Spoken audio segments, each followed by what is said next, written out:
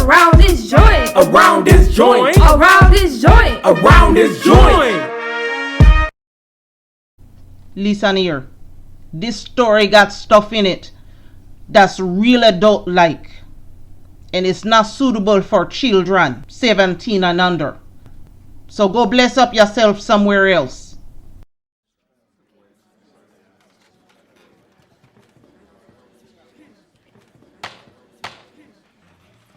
Your Honor, we call Mr. Earl Collins to the stand.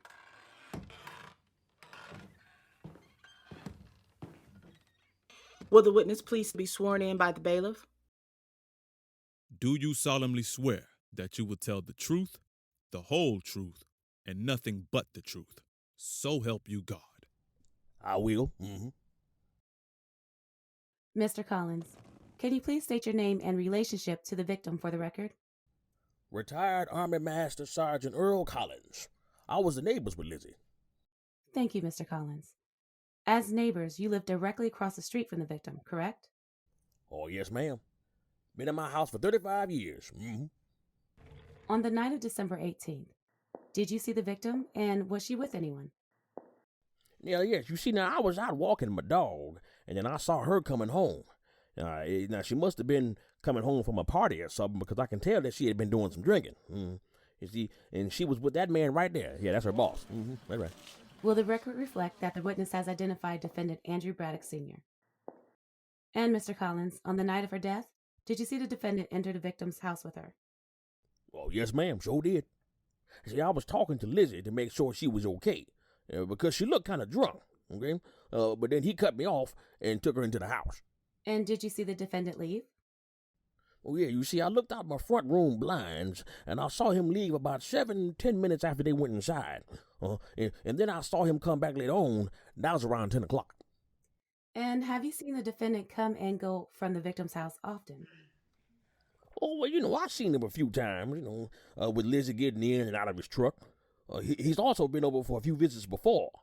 Now, Ingrid, who lives next door, to me, she is certain that they've been sleeping together, though, okay? And she said Lizzie always got bubbly when she talked about her job and her boss. That's right. Objection. Your Honor, this is hearsay, and the witness's neighbor is not here to offer testimony nor evidence to substantiate these claims. Sustained. The jury is directed to disregard the statement of Mr. Collins concerning what he heard from his next-door neighbor. Mr. Collins, please refrain from including neighborhood gossip in your testimony. Thank you, Your Honor. I have no further questions. Counselor Braddock, the witness is yours for cross-examination. Thank you, Your Honor. Mr. Collins, around what time do you think you go to bed each night? Objection. Relevance? Overruled. At least let the defense step into their line of questioning first, Counselor Holloway. Thank you, Your Honor. Mr. Collins, please answer the question. well, in my heyday, I was a night owl. You understand? but now these days, I'm tucking out around about 9:30. So you were still awake when my client left the victim's house around 9 p.m. However, based on what you've just stated, you would have been in the bed asleep at 10. The same time that you say you saw someone returning to her home? Oh, no, not someone. I saw him returning. So on this particular night, you conveniently stayed up past your regular bedtime? Well, no. Hold on now. I was in bed, okay, but I was not asleep. And when I looked out my window, I saw his truck pulling back into Liz's driveway. Okay. Mr. Collins, the glasses you're wearing in the courtroom today, are those for reading or for daily use? I wear them every day. Yeah, see, these are prescription. And do you sleep in your prescription glasses as well? Well, of course not. Now, who sleeps in their eyeglasses? My apologies, Mr. Collins. You're absolutely right. Most people do remove their glasses when they know they're about to go to sleep. Is that something that you generally do as well? Oh, yeah. You see, I take them off when I get into the bed, and then I rest them on the night table. And did you take your glasses off before bed on the night of December 18th? Well, if I said I take them off before, then obviously yes. Now, ma'am, do you have any real questions for me, or are you just wasting time right now? Huh?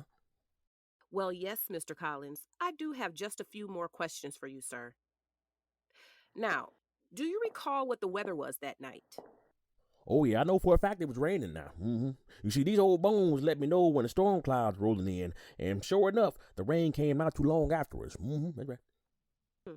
So, Mr. Collins, do you think that it's possible that from across the street, through your blinds, with your prescription glasses already off, and the rain causing even less visibility, that perhaps the vehicle you saw at the victim's house could have been someone else's and not my client's?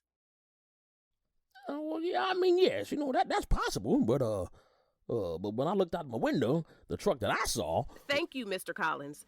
The defense has no additional questions for this witness, Your Honor. Would the prosecution like to redirect? No, Your Honor.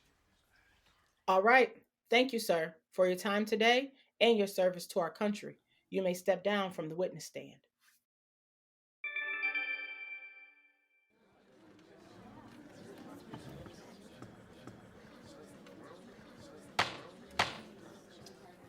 My name is Dr. Colleen Sylvester, licensed psychologist.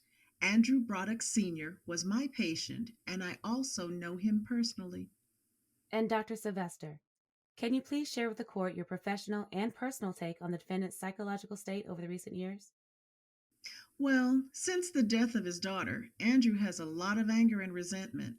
There have been occasions of unsettling aggressive outbursts, both during our sessions and at other times. And, in your expert opinion, given his psychological state and proneness to violence, is the defendant capable of committing the vicious attack that resulted in the victim's murder?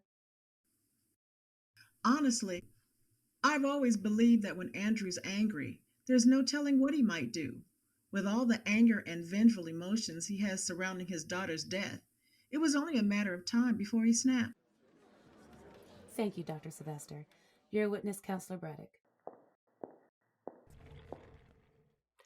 Good afternoon.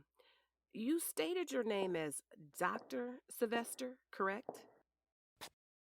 Yes, I have a PhD in clinical psychology, therefore, Dr. Sylvester. Oh, I see. And doctor, are you currently practicing therapy? No, not currently. Hmm. Can you share with the court when exactly was the last time you practiced therapy as a licensed psychologist? Around 5, 6 years ago. I'm sorry, doctor. Can you please speak up so that we can hear your answer? It's been about 5 or 6 years ago I've practiced. Well, to be here providing expert witness testimony, one would think that the prosecution would have called a licensed psychologist who currently practices in their field. And is it safe to say that the reason you are no longer working in your respective profession, Dr. Sylvester, is because you engaged in sexual relations with my client while he was your patient? Objection. Relevance? Your Honor, my line of questioning is directly linked to the trustworthiness and credibility of this witness. Overruled. We need to hear this one. Proceed. Yes, that's the reason. Indeed, it's precisely the reason. Your actions constituted unprofessional conduct and were grounds for disciplinary action, which resulted in your license being revoked. Dr. Sylvester, do you mind also informing us what was the marital status of both my client and yourself when you engaged in your unprofessional conduct? We were married. To each other? No, to other people. And did your sexual relationship with my client end after you were disciplined? No, we continued to see each other. Yes. In fact, the two of you have been in a romantic relationship for the last 6 years, living together as fiancés. That's how you know my client so personally, correct? Yes. So if we're gathering this information properly, the prosecution has presented an expert witness whose professional license is currently revoked. She was sleeping around with her patient during his most vulnerable state as he grieved the murder of his only daughter, while his wife and son were also your patients. And you also deceived and cheated on your own husband, and then went on to enter into a relationship with the patient, my client, living under the same roof for years. However, today, you're here to tarnish him and his character. You don't have to worry about formulating any additional responses, Miss Sylvester. Ladies and gentlemen of the jury, I ask that you evaluate the credibility of this expert witness. Evaluate it for yourselves. The defense has no further questions, Your Honor. The witness is free to step down. The prosecution may call their next witness. The prosecution rests, Your Honor. All right, court is adjourned for today. The defense will call their first witness when we reconvene tomorrow morning.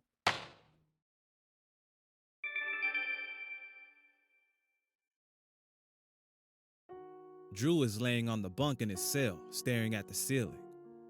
He keeps trying to go to sleep, hoping it'll make the rest of the day go faster. But all he can do is think about Colleen's words in her testimony today. How could she sit there and say those horrible things about him? Is that really how she looks at him? Is that what she thinks of him? How could she have been with him for all of these years if that's the way she feels? Angry? During their therapy session, she'd tell him to speak from his heart directly to Drina's killer. That's the only time he's been angry and yelled in her office. Anything else has been small bickering at home over why he wouldn't set a date for the wedding. Resentful? If there's anyone he's been resentful towards, it's himself.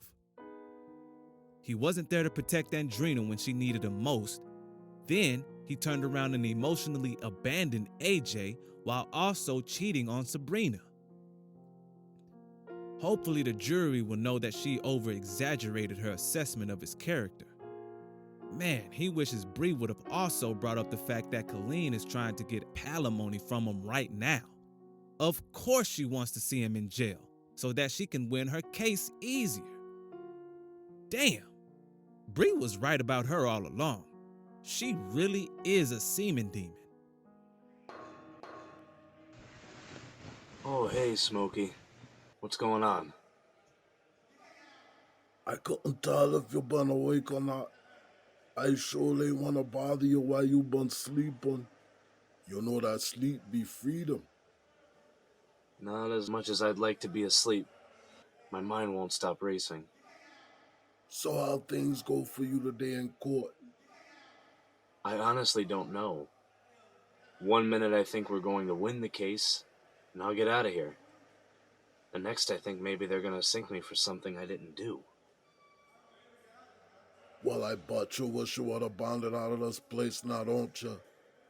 That way, if you leave the country, you could have been a flew out.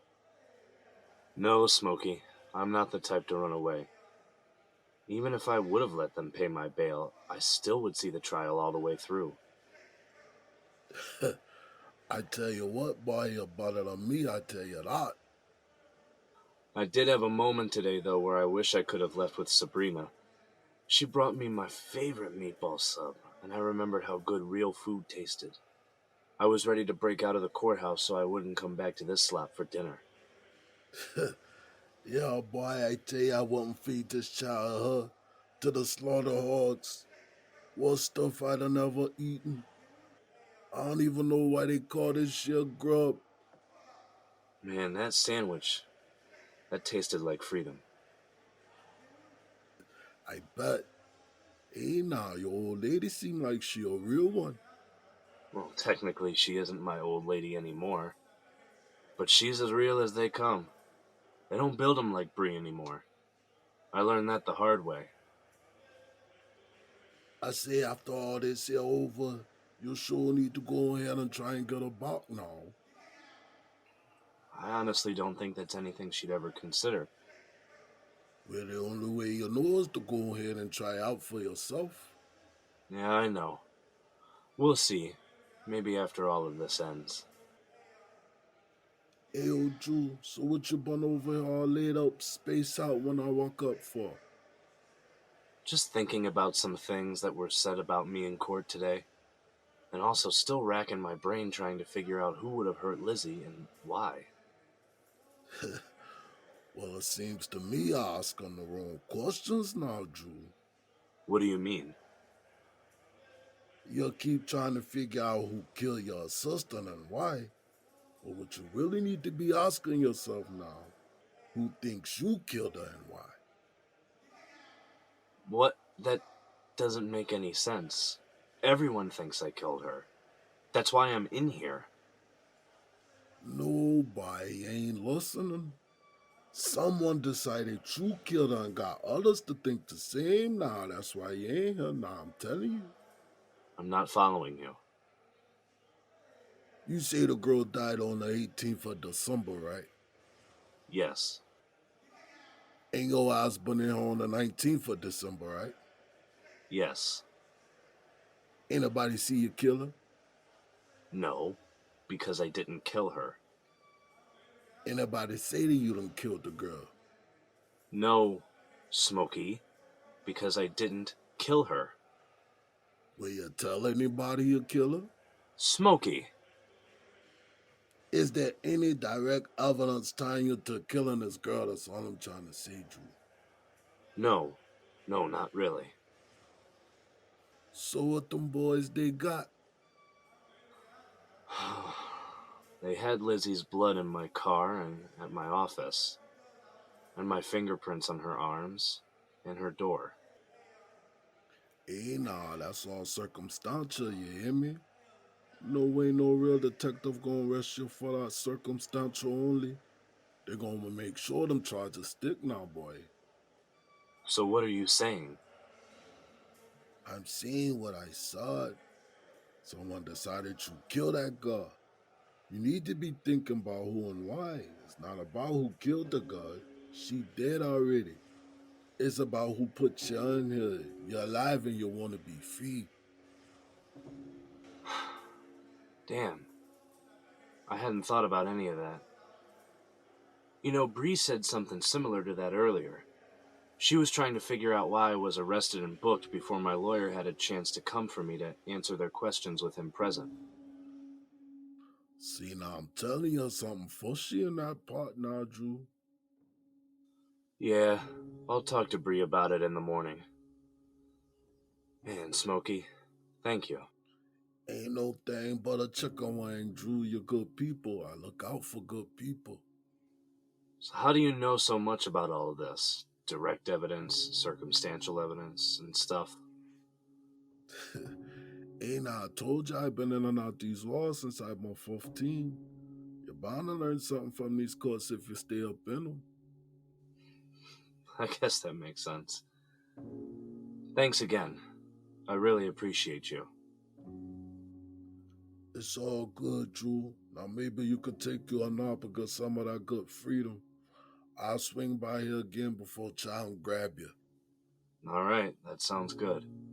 See you later, Smokey. Later, Drew.